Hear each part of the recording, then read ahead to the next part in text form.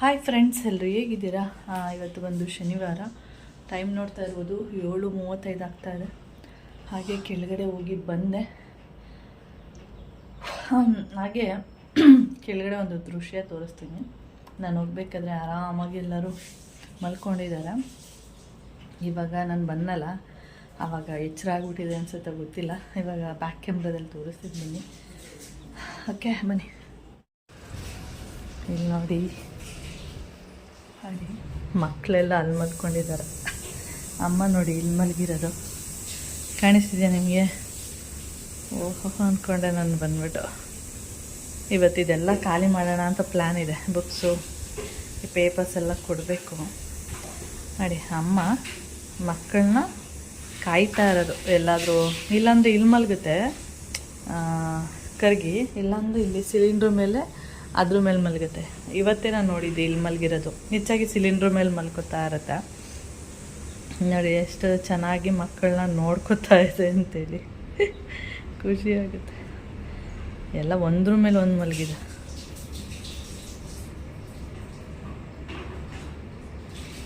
ನಾಲ್ಕು ಮರಿಗಳು. ಇವು ನೋಡಿ, 2 ಬುಕ್ಸ್ ಕೆಳಗಡೆ ಬಿದೋಗಿತ್ತಾ, ಎಲ್ಲ ಬೀಳಿಸ್ಕೊಂಡ್ರ ಗೊತ್ತಿಲ್ಲ, ಅದ್ರ ಮೇಲೆ ಮಲ್ಕೊಂಡೆ. ಖುಷಿ ಸ್ನಾನ ಮಾಡ್ತಾ ಇದ್ದಾನೆ.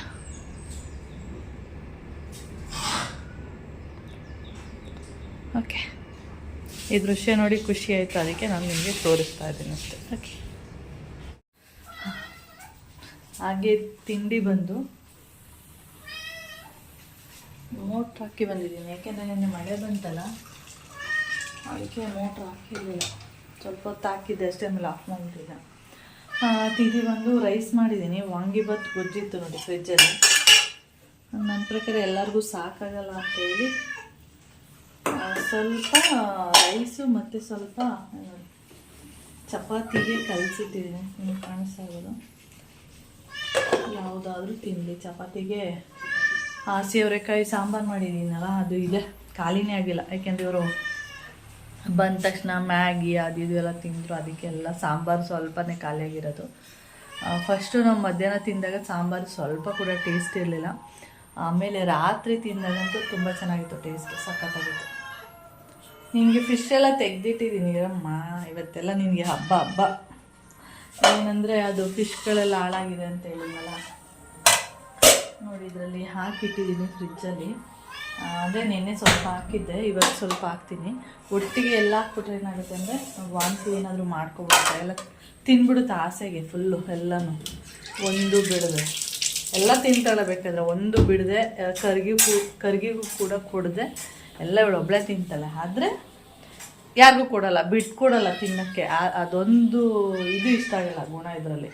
ಎಲ್ಲ ಸರಿ, ಅದೇನಾದ್ರು ತಿನ್ನಕ್ಕೆ ಬಂದರೆ ತಿನ್ನಕ್ಕೆ ಬಿಡಲ್ಲ. ಅದಕ್ಕೆ ಹಿಂಗೆ ಆ ಕಡೆ ಒಂದು ಈ ಕಡೆ ಒಂದು ಹಾಕಿದ್ರೆ ಅದ್ರ ಪಾಡಿಗೆ ಆ ಕಡೆ ತಿನ್ನುತ್ತೆ, ಇದು ಈ ಕಡೆ ತಿನ್ನುತ್ತೆ, ಆ ಥರ.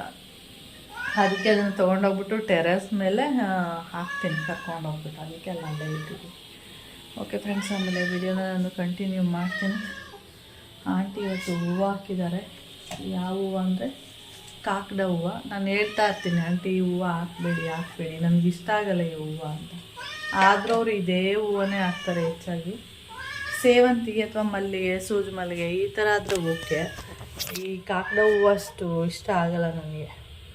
ಅದಕ್ಕೆ ನಾನಂತ ಹೇಳ್ತೀನಿ, ಅದನ್ನೇ ಹಾಕಿರ್ತಾರೆ. ಅದಕ್ಕೆ ನಾನು ಏನು ಮಾತಾಡಲ್ಲ.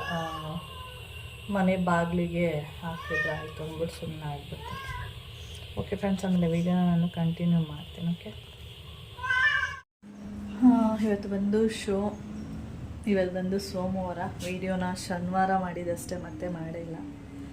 ನಿನ್ನೆ ಶನಿವಾರ ಒಂದು 4 ಗಂಟೆ ಆ ಥರ ಇಲ್ಲಿಂದ ಬೆಂಗಳೂರು ಬಿಟ್ಟು ಮಳವಳ್ಳಿಗೆ ಹೋಗಿ, ಮಳವಳ್ಳಿಯಲ್ಲಿದ್ದು ಬೆಳಿಗ್ಗೆ ಅಲ್ಲೋಗಿ ಏನೋ ಕಾರ್ಯ ಇದೆ ಅದು ಮುಗಿಸ್ಕೊಂಡು ಬಂದ್ವಿ. ಅದಕ್ಕೆ ಮತ್ತೆ ನಾನು ವೀಡಿಯೋ ಎಲ್ಲ ಮಾಡಿಲ್ಲ. ಇವತ್ತು ಸೋಮವಾರ ವೀಡಿಯೋ ಸ್ಟಾರ್ಟ್ ಮಾಡಿದ್ದೀನಿ. ಹಾಗೆ ಈಗ ಏನಿದೆ, ಇದು ಬರಬೇಕಾದ್ರೆ ನಾನು ಅಲ್ಲಿ ಫಾರೆಸ್ಟ್ ಎಲ್ಲ ದಾಟ್ತೀವಿ ನೋಡಿ, ಅಲ್ಲಿ ಸೀಗೆ ಸೊಪ್ಪು ಅಂತೇಳಿ ಸಿಕ್ಕಿದೆ. ಇವಾಗ ಫಸ್ಟ್ ಟೈಮ್ ಇದನ್ನು ಮಾಡ್ತಾ ಇರೋದು, ಅದಕ್ಕೆ ಮಾಡೋಣ ಅಂತ ಹೇಳ್ಬಿಟ್ಟು ಕ್ಲೀನ್ ಮಾಡಬೇಕು ಅದನ್ನು.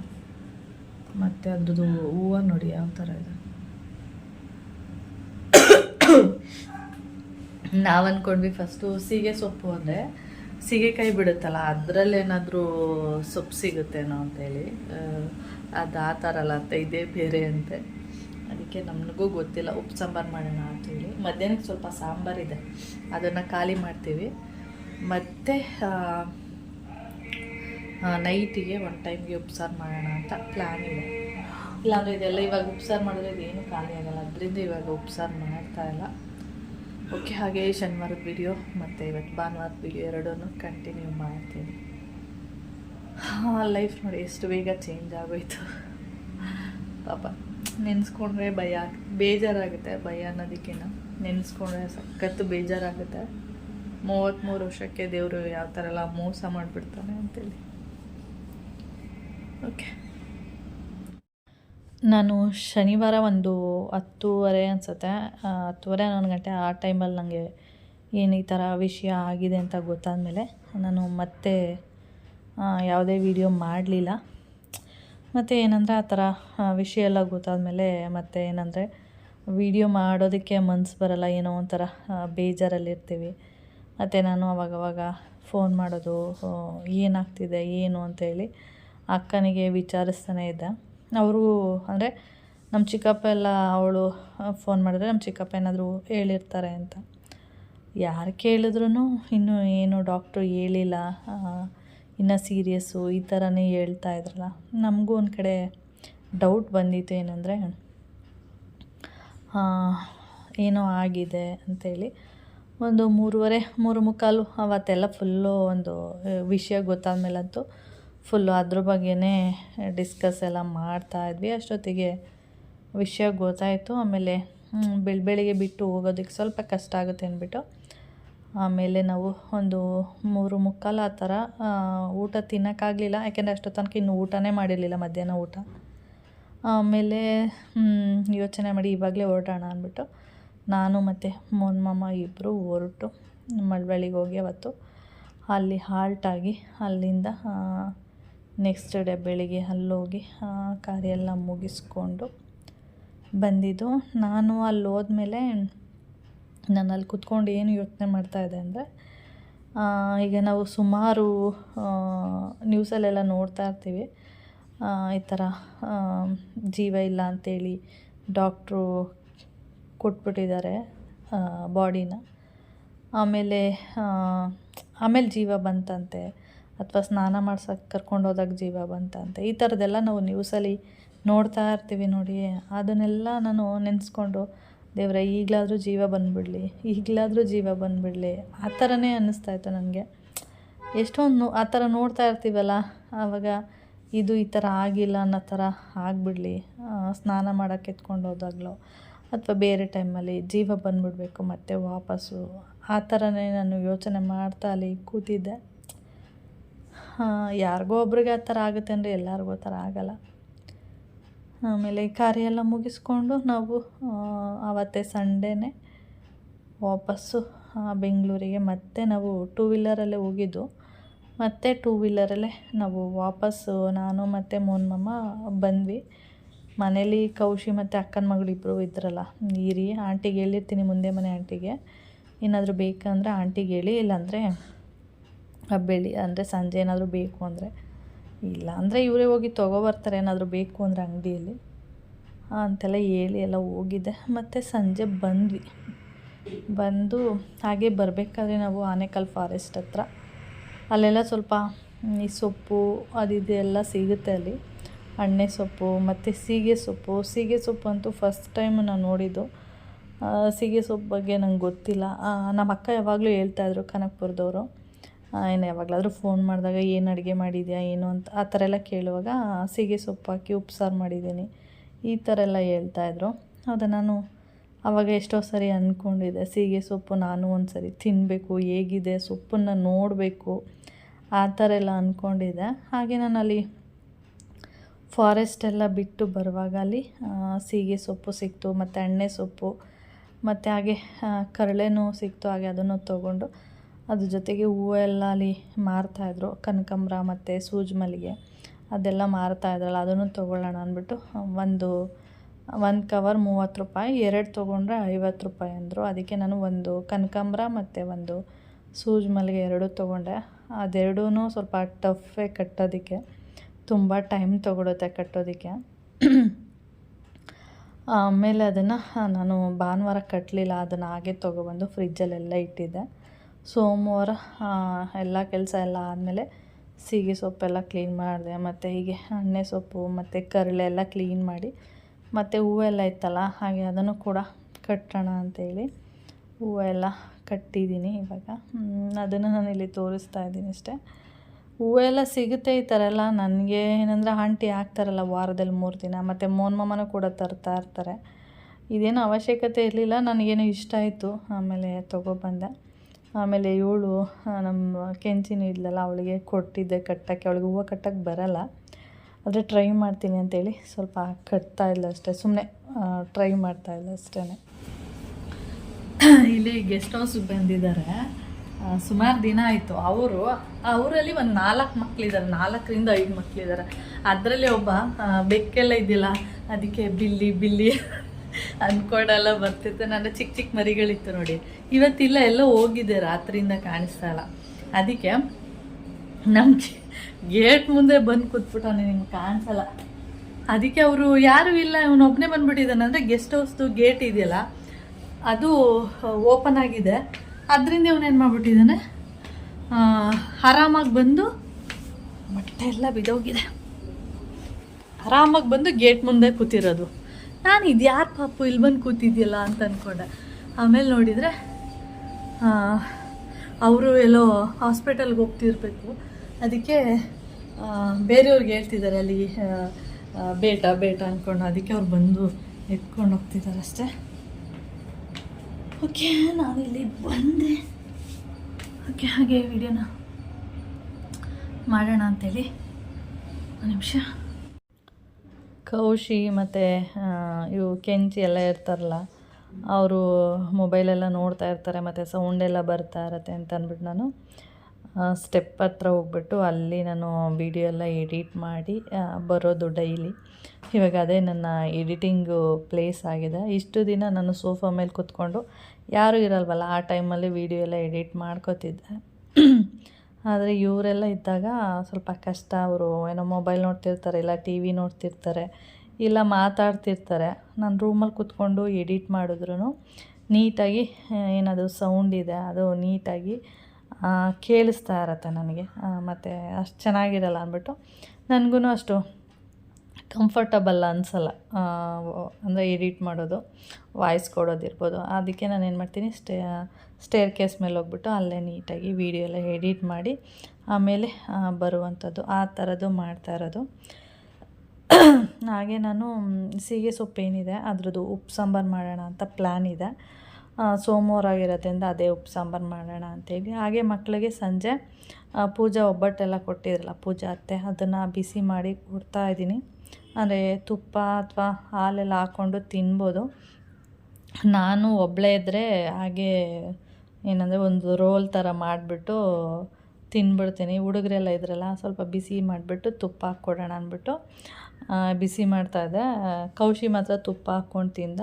ನಮ್ಮ ಕೆಂಚಿ ಅಂದರೆ ರೋಜಿ, ಅವಳನ್ನ ಜಾಸ್ತಿ ಕೆಂಚಿ ಏನೋ ಪೆಟ್ ನೇಮು ಕರಿತಾ ಇರ್ತೀವಲ್ಲ, ಅದಕ್ಕೆ ಆ ಥರನೇ ಹೇಳ್ತಾ ಇರ್ತೀನಿ. ಅವಳು ತುಪ್ಪ ತಿನ್ನಲ್ಲ, ಬೇಡ ಆಂಟಿ ಅಂತಂದ್ಲು. ಅದಕ್ಕೆ ಅವಳಿಗೆ ತುಪ್ಪ ಹಾಕ್ಕೊಟ್ಟಿಲ್ಲ.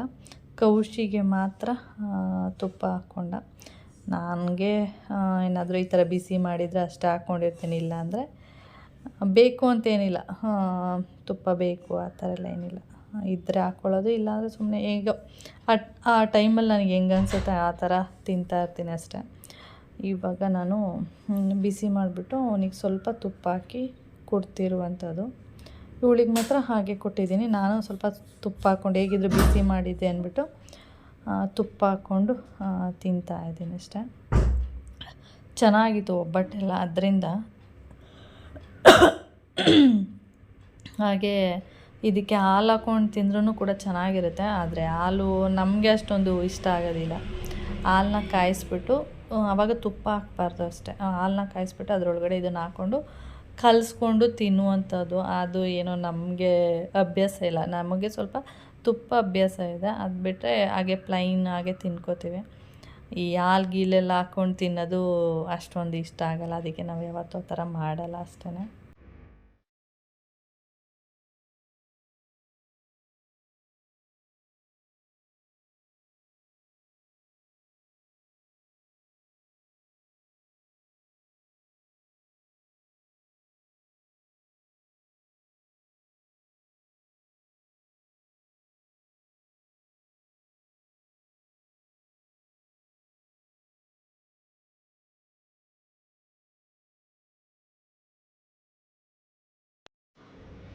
ಇಲ್ಲಿ ಇವರಿಬ್ರೂ ಬಿಸಿ ಮಾಡಿ ಕೊಟ್ಟನಲ್ಲ ಒಬ್ಬಟ್ಟು ತಿಂದ್ಬಿಟ್ಟು ನೋಡಿ, ನನ್ನ ಒಂದು ಸೆಲ್ಫಿ ಸ್ಟಿಕ್ ಏನಿದೆ ನಾನು ಅದನ್ನು ಸ್ವಲ್ಪ ಜಾಸ್ತಿ ಯೂಸೇ ಮಾಡಲ್ಲ.